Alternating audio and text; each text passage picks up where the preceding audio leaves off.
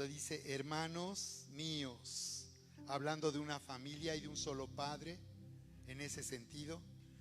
No es hermano Sol y hermana Luna, está hablando de paternidad. Dice hermanos míos, tened por sumo gozo cuando se hallen en distintas pruebas,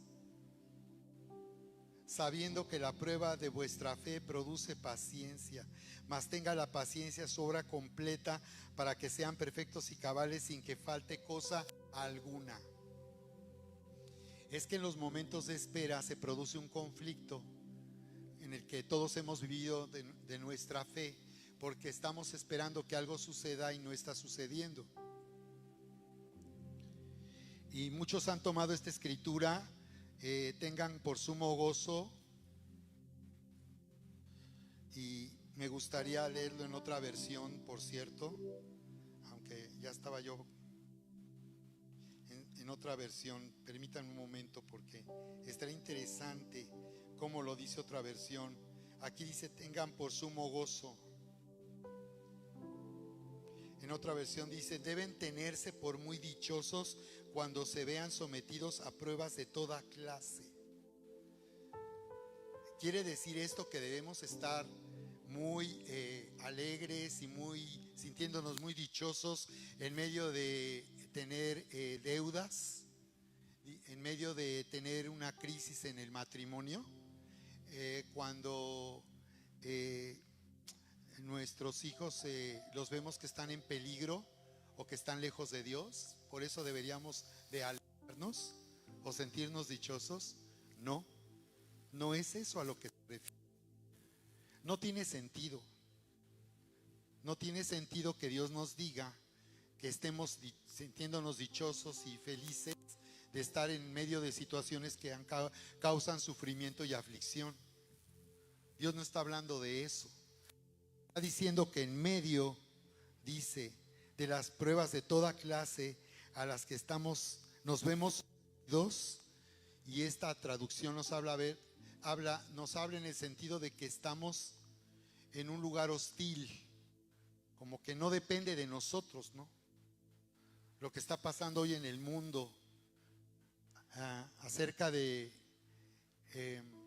los conflictos de las potencias mundiales, lo que está pasando en el ataque de Estados Unidos e Israel a Irán, lo que está pasando con la convocatoria de Trump con 17 naciones de Latinoamérica donde México no estuvo invitado para enfrentar la violencia del narcotráfico.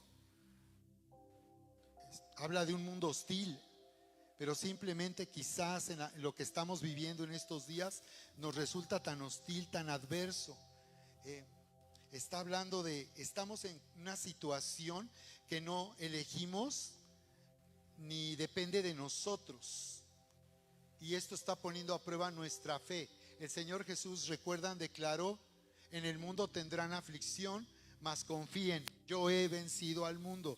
Y esta es la victoria que vence al mundo, vuestra fe.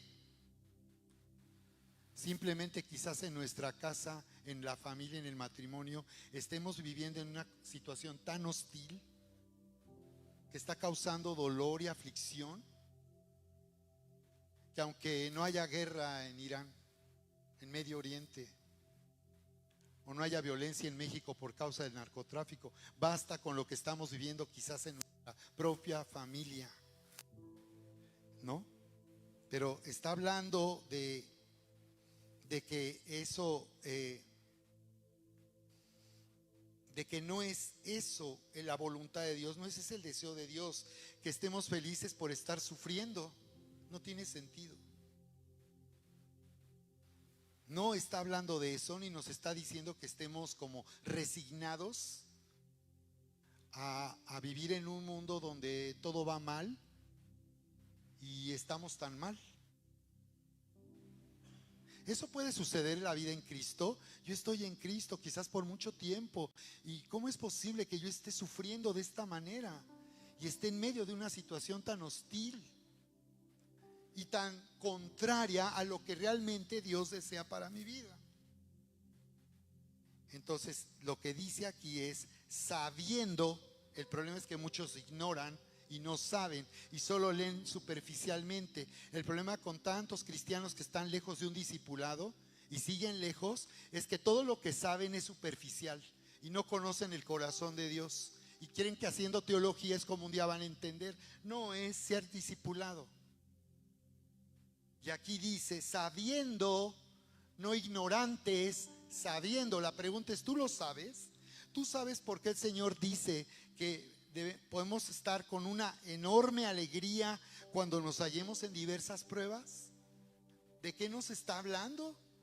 Sabiendo, dice que la prueba de vuestra fe produce ¿qué? Entonces no está hablando de ser felices mientras sufrimos, no ser felices mientras un hijo está atrapado en las drogas, en el mundo, no estar felices mientras nuestros niños no quieren venir a la iglesia, se aburren, estar felices porque ellos están lejos de Dios y el día que sean adultos definitivamente no van a estar buscando a Dios. Si hoy no lo buscan y no los enseñamos a buscarlos, no lo harán cuando sean mayores. Proverbios lo dice, instruye al niño desde en su camino, en su experiencia de vida como niño, enséñale a conocer a Dios. Por eso aquí les hablábamos con padres de familia, con niños pequeños, enseña a tu niño a que adore a Dios contigo. Créanme, no es mejor que haya una iglesia donde te reciban a los niños desde que llegas para que los tengan aparte y no estén contigo viviendo lo que está sucediendo aquí en la adoración. Quien va a cuidar de los niños no son los maestros de niños que los reciben en una iglesia que desde que llegan les reciben para que sus papás puedan recibir. Los que los van a discipular son sus papás y son ellos los que tendrán que observar qué conflictos tiene un niño para poder recibir y disfrutar. Yo no puedo estar ajeno a lo que está viviendo un niño, mi niño en la iglesia. Yo tengo que ser parte de su experiencia y estar con él. Y aquí hemos estado diciendo, papás, y mentoreándoles y animándoles a que enseñen a sus niños el curso Vive Sin Límites y los discipulen como han sido discipulados. Cuando tú des, vas a dar mucho más, vas a recibir mucho más cuando tú estás discipulando a alguien o mentoreando a alguien. Desde el curso Vive Sin Límites tú ya puedes mentorear a alguien. No necesitas haber terminado un instituto teológico, no necesitas haber ido a no sé dónde. Tú lo que necesitas es dar lo que has recibido. Y si no lo entiendes, vas a aprender a resolver dudas y vas a crecer espiritualmente mientras te estamos mentoreando para que tú conozcas lo que dice la palabra, sabiendo que la prueba de vuestra fe produce paciencia. Lo que está diciendo, en medio de la espera, nuestra fe está siendo probada, pero hay una paciencia ahí provechosa. Dice, mas tenga la paciencia su obra completa. Entonces en la espera estamos siendo perfeccionados mientras yo estoy esperando. Saludablemente, no ansiosamente, no desesperadamente, no con incredulidad. Mientras yo estoy esperando con fe, en mí está la seguridad de que ya tengo la respuesta de Dios. Y a eso los estamos llevando a un nuevo nivel. Que tú vivas no en la espera de ver cuándo Dios hace algo, sino vives en la espera que da certeza de que eso va a suceder y que ya es una realidad dentro de ti. Porque es como una semilla. ¿Recuerdan cuando íbamos a mí me tocó cuando en la primaria en el siglo pasado que nos hacían el experimento del frijolito? ¿Recuerdan?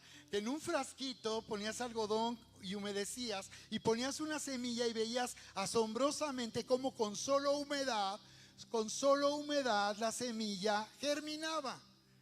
Germinaba porque se rompía la cáscara y liberaba dentro el potencial de vida, y todo el diseño que había en esa semilla era liberado. Y entonces al ser sembrada esa semilla en una maceta en la tierra, estaría, después de haber germinado, haciendo salir un tallo, luego la planta, luego las hojas, luego el fruto. Aquí nos está diciendo que la paciencia estará prueba superada cuando tú has cambiado, y entonces las cosas cambiarán. Tú no cambiarás cuando las cosas cambian. Las cosas cambiarán cuando tú cambies. En el mundo tendrán aflicción. Confíen, yo he vencido al mundo. tenemos la vida dentro de nosotros que ha vencido el mundo. Así que dentro de ti, si has nacido de nuevo, si tienes la vida nueva y abundante en Cristo, hay un extraordinario potencial para liberar la nueva realidad y vivir en esa nueva realidad. Qué increíble adoración tuvimos hace un momento. No hay otro nombre. Y yo pensaba, cuando adoro proféticamente, ¿qué podemos decir proféticamente cuando adoramos diciendo no hay otro nombre? Y yo empecé a adorar ahí diciendo no hay otro nombre en el que podamos ser perdonados. No es en mi nombre en que yo voy a ser perdonado. No es en mi nombre. No es por causa de lo bueno que soy. No es por causa de que no soy como otros. No es porque soy religioso. No es en mi nombre, es en su nombre. No hay otro nombre en que nosotros podamos ser perdonados, reconciliados y unidos al amor del Padre. El nombre es Jesús. Y la palabra de autoridad y gobierno es Jesús. Cuando tú dices en el nombre de Jesús, los cielos se abren. Ya están abiertos, pero quizás los veas cerrados. Pero cuando tú declaras el nombre de Jesús, los cielos se abren. He oído testimonios de personas que estuvieron a punto de morir en un terrible accidente y solo pudieron gritar Jesús. Y eso fue suficiente para ser librados. Fue suficiente. Dice, para que sean perfectos y cabales. Mientras estamos esperando que eso cambie, pero yo ya cambié, porque ya vi que no dependo de lo que otro haga, de lo que la otra persona, de la aprobación de otro. No dependo del reconocimiento de otro. No dependo de que la gente me ame, me aprecie. No dependo de que alguien me ayude, aunque Dios va a usar a alguien para ayudarme. No dependo de eso.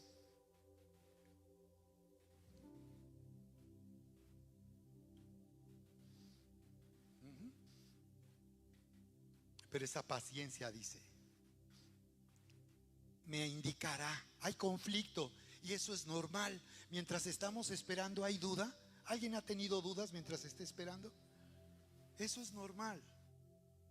Dice Santiago 5, 17, 18 que Elías era un hombre semejante a pasiones semejantes a las nuestras, como tener duda mientras esperaba, pero él oró fervientemente para que lloviera y llovió, y luego volvió a orar fervientemente para que no lloviera y no llovió.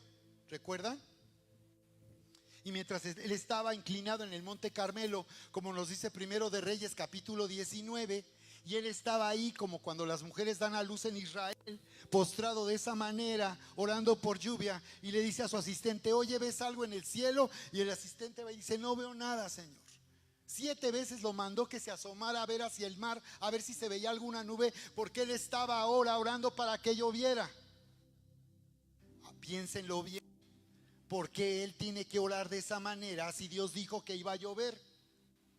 Dios dijo, por 3 años y medio no va a llover. Voy a cerrar el cielo porque Israel ha roto el pacto. Teníamos un acuerdo, teníamos amistad. Ellos me abandonaron, rompieron el pacto y se fueron tras los ídolos. Que los ídolos los alimenten, que los ídolos les bendigan, que los ídolos les den de comer. Dios no es milagrero, ni anda detrás de la gente para que le haga caso. No nos confundamos. Dios es un Dios de gracia, pero no es un Dios milagrero ni curandero. Dios te llama a conocerle. Como en Juan 6:66, después de que alimentó a 6,000 personas, o sea, en realidad fueron aproximadamente 30,000, porque no contaron a las mamás y a los niños, porque esos comen más. Pero vinieron a buscar a Jesús y él les dijo, ustedes me buscan porque les di de comer y beber, ¿verdad? Ay, no digas eso, tú eres el pastor. No les digas que son unos convenencieros y que nada más se acercan cuando tienen un problema. Pues Jesús se los dijo. Y cuando sanó a los leprosos, preguntó, ¿y dónde están mis 9 leprosos? ¿Dónde andan? ¿Por qué no regresaron siquiera? Mejor este samaritano vino y adoró y agradeció lo que recibió. ¿Ven? Y dice que el Señor les dijo, coman mi carne y mi sangre. Les estaba hablando espiritualmente. Pero ellos se enojaron porque en realidad entendieron que lo que Jesús les estaba diciendo: yo no soy milagrero, ni curandero, ni panadero. O sea, yo los he llamado a que me conozcan. Si ustedes quieren obtener de mí algo, lo pueden obtener, pero no se queden ahí, no se confundan. Yo los he llamado a que me conozcan y a que vivan para mi plan y mi propósito. O sea, no pidas que Él te ayude en tus ondas, porque Dios no es un Dios curandero, ni milagrero, ni panadero. O sea, Él no anda ofreciendo a ver a quién apoya. La pregunta no es si Él te puede apoyar o no. La pregunta es si tú estás conectado a tope y estás viviendo para Él, porque entonces lo que tú quieres es lo que Él quiere, y lo que Él quiere es lo que tú quieres. Recuerdan que en el 2021 yo me postulé como candidato a diputado al Congreso del Estado por el 3er distrito. Y fíjense que cuando entramos ahí en la campaña electoral, se dieron la oportunidad. Yo entendí en un proceso, ya no voy a comentar aquí tantos detalles, pero yo entendí que yo tenía un llamado y que debía postularme por ser pastor. Por ser pastor me postulé, porque me di cuenta que la gente que entra en la política entra para buscar un beneficio personal, y en las campañas la gente te pide que le des esto, que le des lo otro, porque ellos, así es como las personas en México perciben la política, como algo donde si yo te apoyo, pues a mí dame un beneficio. Pero esa no es la política, así no es. Daniel 3:17 dice que Dios reina, Dios tiene dominio en el reino de los hombres. O sea, Dios está interesado en manifestarse activamente en la política. Pero yo no entré ahí por razones de un beneficio personal ni por currículum. Recuerdo que los requisitos que nos decían como pastores para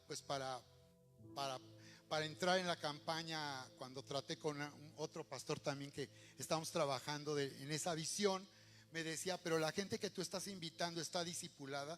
Y me di cuenta que no estaban discipulados. Y si hubiéramos cubierto ese requisito, pues no hubieran entrado, no hubieran podido participar. No estaban en un discipulado. Yo les digo esto porque aparentemente la política es un lugar donde la gente cree que tiene legítimamente el derecho de buscar un cargo público para su beneficio personal. Y esa no es la razón para que alguien vaya a la política. Entonces, no le hagas al político. Si tú quieres que Dios te apoye en tus proyectos, primero hay que asegurarnos que lo que nosotros vamos a hacer está sirviendo a los propósitos de Dios. ¿De acuerdo? El tema de hoy le he llamado: entra en tu llamado a reinar en la vida para el propósito de Dios. Dilo conmigo: entra en tu llamado para reinar en la vida para el propósito de Dios. Otra vez: entra en tu llamado a reinar en la vida para el propósito de Dios. Entra, iglesia, en tu llamado. Ese es nuestro llamado para reinar. Y les decía de Elías, de cómo Elías, a través de Elías, el cielo gobernó la tierra. Les preguntaba, ¿recuerdan? Bueno, ¿por qué Elías estaría orando de esa manera y clamando si ya Dios había dicho que iba a llover? Muchos piensan: ¿para qué oro si Dios va a hacer algo que lo haga? Y si no, pues ya veré yo qué hago. Entonces no estás entendiendo. Y queremos que conozcas el corazón de Dios. Y el corazón de Dios es que Él nos ha llamado a reinar en la vida para cumplir su propósito. Es un llamado. Es un llamado de Dios.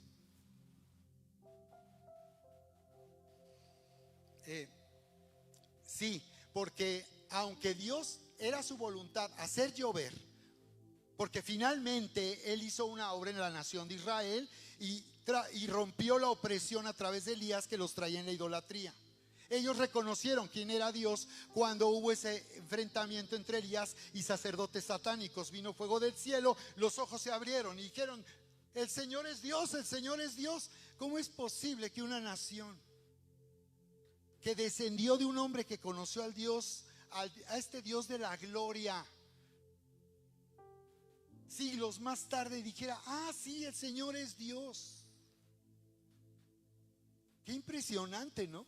Pero observa cómo en ese altar hubo fuego, lo cual quiere decir que si no hay un sacrificio y no nos acercamos a Dios reconociendo que es a través de un sacrificio como podemos estar reconciliados y unidos a Él, Él no va a descender. Y si Él desciende, va a traer fuego. Y era un fuego de aprobación. Elías puso un altar ahí para honrar a Dios y adorarle, porque un altar es un lugar de adoración. Cada vez que venimos aquí a reunirnos hay un altar. Es un altar. Y es como en esos lugares donde las personas trabajan y hay que checar tarjeta, y si tú no llegas a la hora, ya no te mandan a tu casa. Entonces estamos aquí adorando, hay un altar, porque estamos expectantes de la presencia, porque este es un lugar donde queremos la presencia en un formato: alabanza, predicación, avisos, bye. Esa no es nuestro formato. No somos una iglesia convencional ni tradicional. Aquí estamos para en verdad conectar a tope con un Dios, el Dios de la gloria. Y cuando Elías vino y trajo el altar, adoró a Dios. ¿Ven? Él, en una nación apóstata que estaba adorando ídolos, que decía que creía en Dios pero no creía, que con sus labios le honraba pero su corazón estaba lejos. ¿Cómo rompes eso? ¿Cómo quitas a alguien de esa mediocridad, esa tibieza, donde sí pero no, donde no están comprometidos con Dios de verdad, donde cada quien hace lo que bien le parece? ¿Cómo sacas de ahí a una iglesia, a una nación así, que no está con su corazón realmente en Dios? Dice pero no, porque no está caminando en los planes de Dios, ni en el llamado de Dios. Bueno, pues a través de un altar él adoró, vino fuego y la gente abrió los ojos. O sea que estaban cerrados. O sea que ellos estaban confundidos, no estaban entendiendo quién era realmente Dios para sus vidas. Esa es la dimensión de gloria que viene para nosotros en este tiempo. Ellos necesitaban una nueva dimensión de gloria. Ya tenían la gloria de su templo. Había un templo ahí donde ellos decían: mira nada más, qué templo tan increíble, mira nada más qué iglesia tenemos, qué lugar tenemos, mira nada más. Pero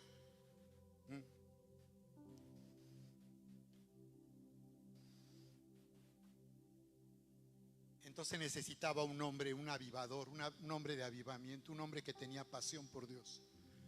Y Elías sale del anonimato para Dios mostrarnos que no necesita usar gente renombrada o que todos la conocen. No sabemos ni quién es Elías Tisbita. Tú búscale, estudia tu Biblia, haz teología con eso, ándale. No se sabe nada de Elías Tisbita. ¿Por qué? No se sabe nada de él. Para mostrarnos que Dios no necesita títulos ni logros para usar a alguien. Él puede traer a alguien que nadie sabe quién es, pero ahí está clamando por lluvia, porque Dios no hará nada aparte de nosotros. Todo lo que Dios se ha propuesto hacer y va a ser a través de su iglesia, va a ser a través de ti, va a ser a través de mí. Así es como Dios trabaja. Dios se va a mover en ti y te va a llevar, si tú entiendes el día de hoy que se trata no que Dios te apoye, no que haga algo. Ya, Dios, ándale, no seas así, ya tengo mucho así. Ah, ok. A ver, dime tu negocio y tu profesión, ¿en qué me sirve a mí? Si a esas vamos a hablar como socios. A ver, tu negocio, ¿a mí en qué me sirve? Tu carrera universitaria que estás pagando con sudor y lágrimas, ¿para qué me sirve? Lo que estás haciendo con tu hijo, tu hija, ¿a mí de qué me sirve eso? Yo digo, yo hablo por, no, Dios no dice así, yo digo así. Pero es una forma de despertarte para que tú te des cuenta que Dios no es milagrero, ni panadero, ni curandero, sino en la medida en que tú entras en el propósito de Dios, en los planes de Dios. ¿De acuerdo? Aún por eso Dios pide diezmos, ofrendas, primicias. Gracias por las personas que trajeron sus primicias. Hasta nos trajeron medio kilo de limones. Y pues están buenísimos, buenísimos. Y así es un corazón para Dios, que tú le das lo primero. Si le puedes dar eso, ¿qué no le vas a dar? ¿De acuerdo?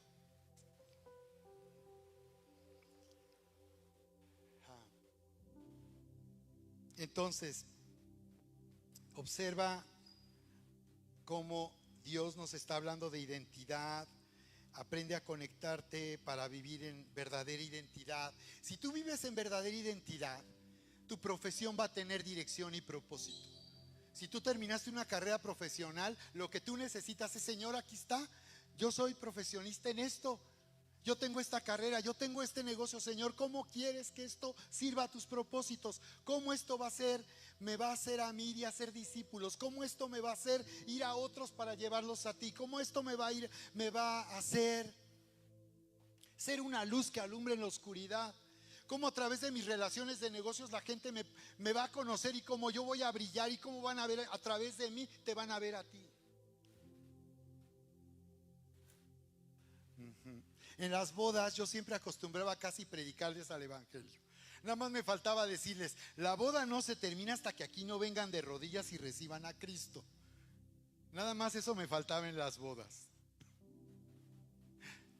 Pero ahí les hablaba del matrimonio, de la relación con Dios, con un pacto, pero finalmente así yo muy evangelístico, porque yo decía: es que aquí hay invitados, aquí hay familia, quizás sea la única vez que van a oír acerca de su salvación.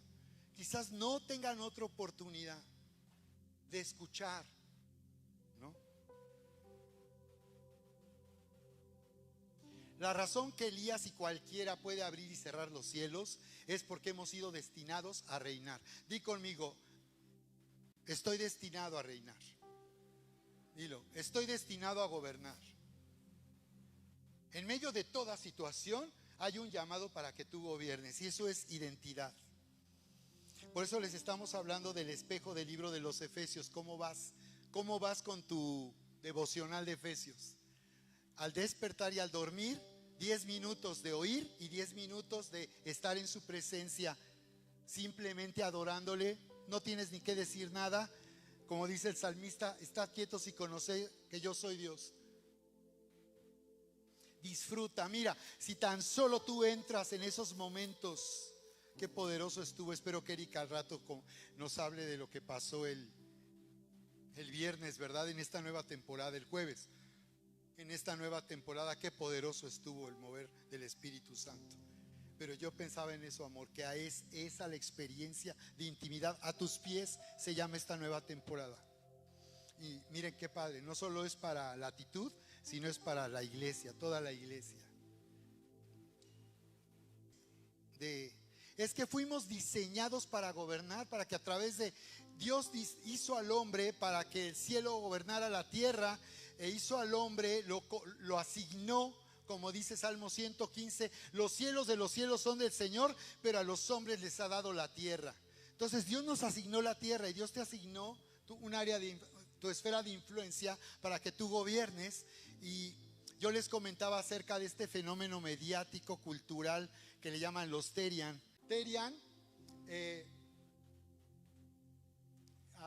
La verdad de este fenómeno es que es mediático y cultural, es que se trata en realidad de una batalla espiritual por el corazón de una nueva generación, por el corazón de nuestros hijos, una batalla por identidad. Profesando ser sabios, se hicieron ¿qué?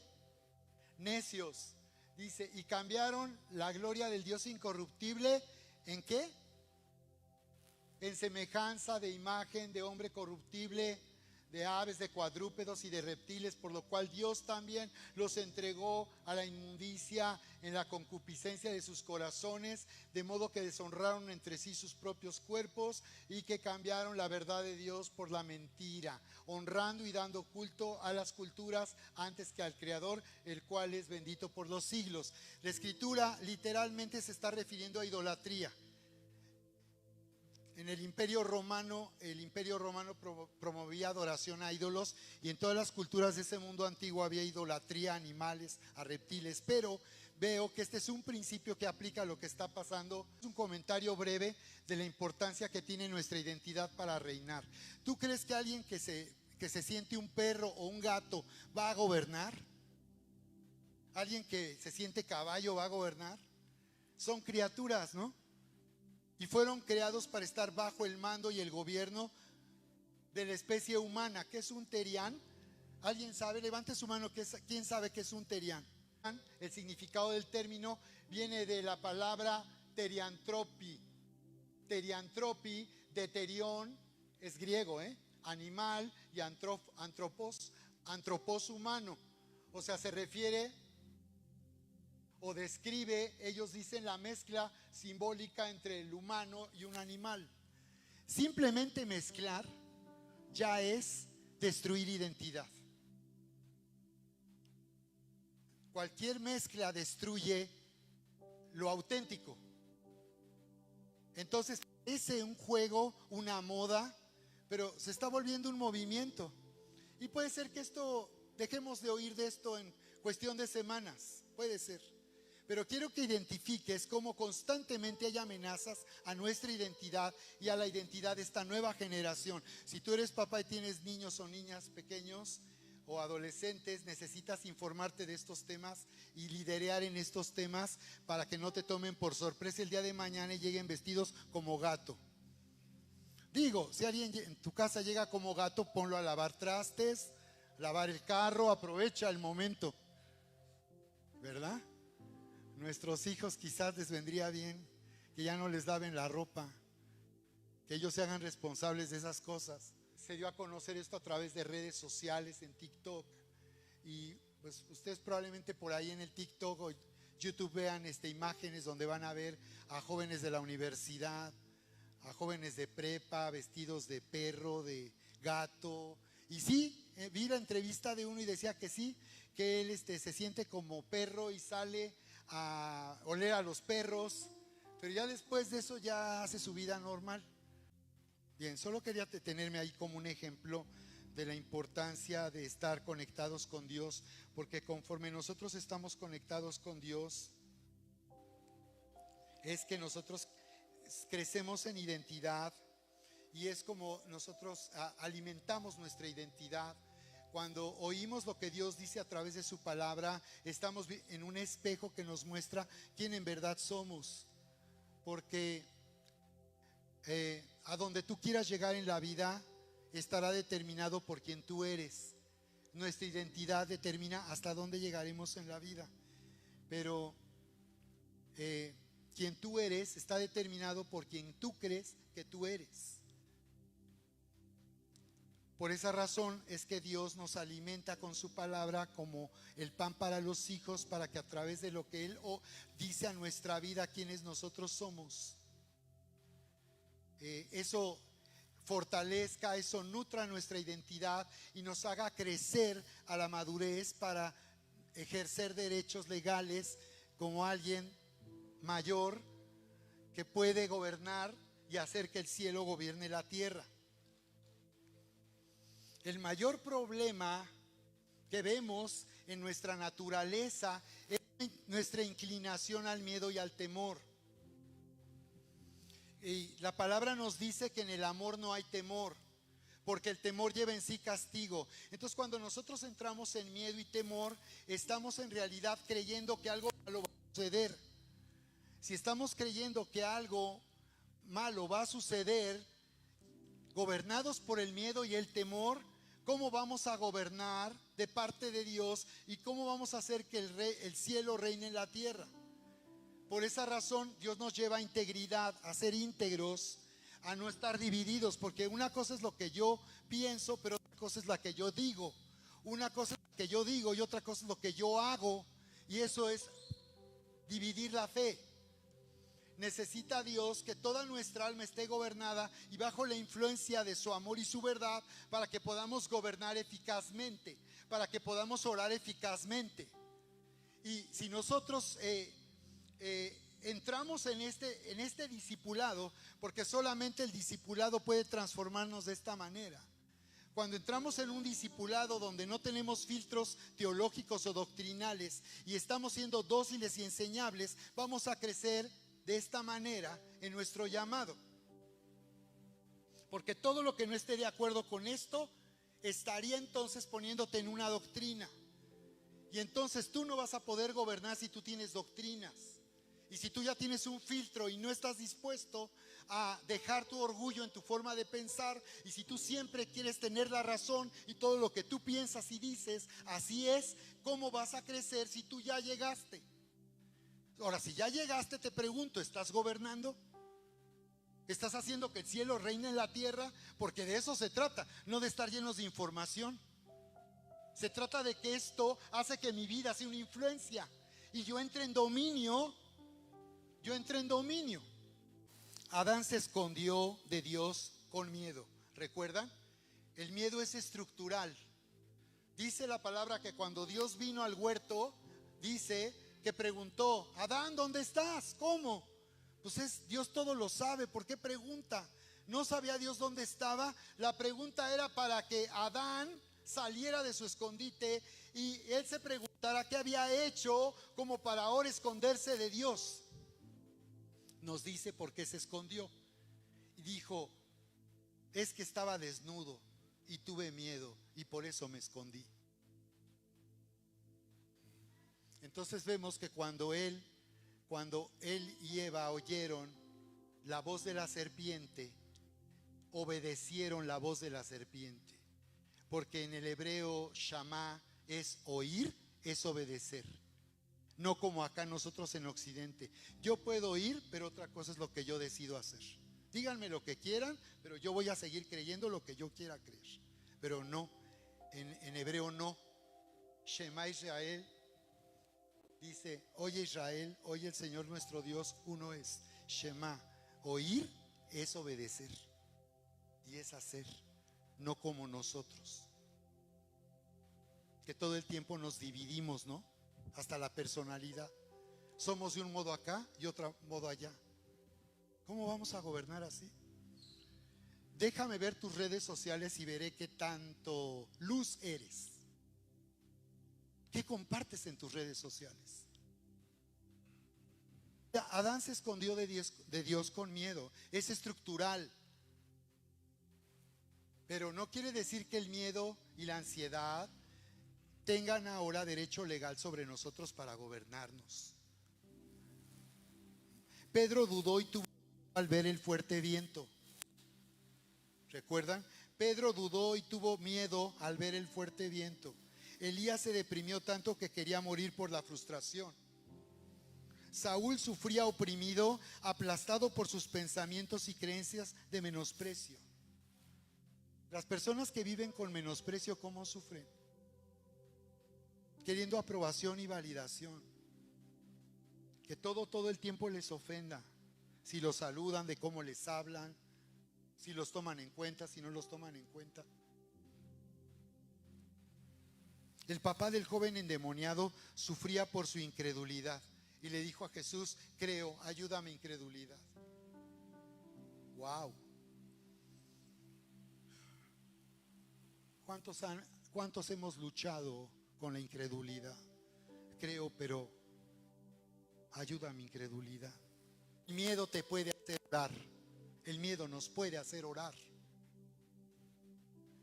Y tienes que discernir cuando estás orando con miedo, ansiedad y turbación, y cuando realmente tú puedes orar con fe, orar eficazmente, orar con fe.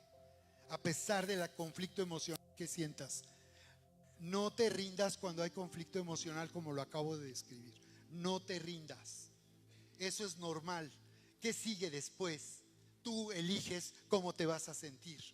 Y tú eliges la fe o eliges el temor. Eliges vivir en amor o eliges vivir en temor.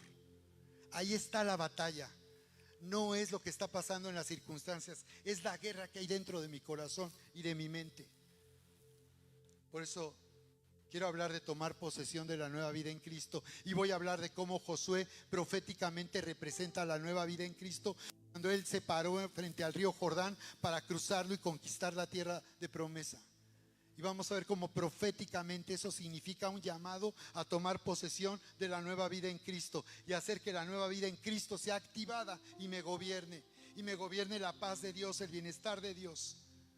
Dios guardará en completa paz aquel cuyo pensamiento persevera en ti. Entonces, lo que yo me estoy diciendo, lo que yo estoy pensando constantemente, repetidamente, si aún declaro y leo estas escrituras y estas promesas de Dios, y yo empiezo a hacer esto, voy a hacer que esa semilla